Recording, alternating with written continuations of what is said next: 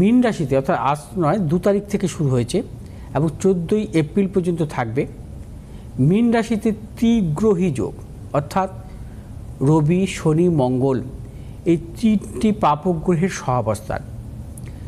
ত্রিগ্রহী যোগ কখনো শুভ ফল দেয়, ত্রিগ্রহী যোগ কখনো অশুভ ফল দেয়। ত্রিগ্রহী যোগ মূলত এই রবি, শনি, মঙ্গলের ত্রিগ্রহী যোগ, এটা বিরল যোগ।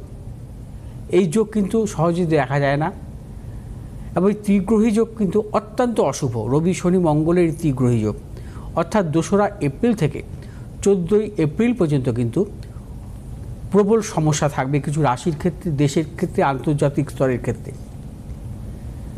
কারণ মঙ্গল শনির সহাবস্থান শুভ নয়, শনি রবির সহাবস্থান যেমন অশুভ, আবার মঙ্গল এবং রবির সঙ্গে সহাবস্থান অশুভ। অর্থাৎ 3টি পাপগ্রহের এই সহাবস্থানের দরুন কিন্তু নানাবিধ সমস্যা আসতে পারে। ত্রিগ্রহী যোগ কখনো কখনো শুভ ফল দেয়, যেমন 3টি শুভগ্রহের ত্রিগ্রহী যোগ হলে সেই জাতক জাতিকার জীবনে কিন্তু প্রবল সাফল্য দেয়। আবার কখনো অশুভ গ্রহে শুভগ্রহের কিন্তু ত্রিগ্রহী যোগ হয়। সেক্ষেত্রে সেই অশুভ গ্রহ শুভগ্রহ যদি সহাবস্থান শুভাবস্থায় থাকে, যোগ কারক হয়, সেক্ষেত্রেও কিন্তু ত্রিগ্রহী যোগের শুভ ফল দান করে।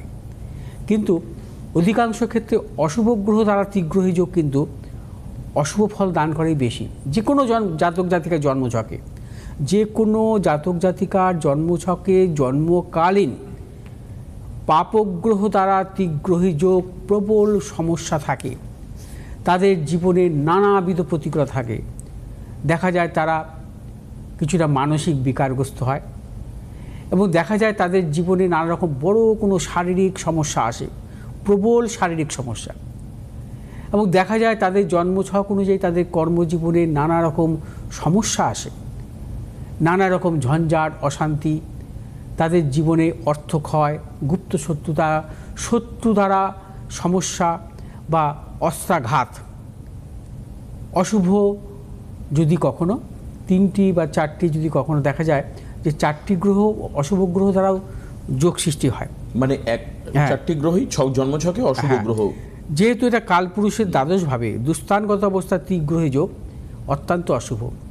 মীন, মেষ, সিংহ, কর্কট, ধনু এই রাশির জাতক জাতিকার একটু সতর্কতা অবলম্বন করতে হবে, অর্থাৎ 2রা এপ্রিল থেকে 14ই এপ্রিল পর্যন্ত।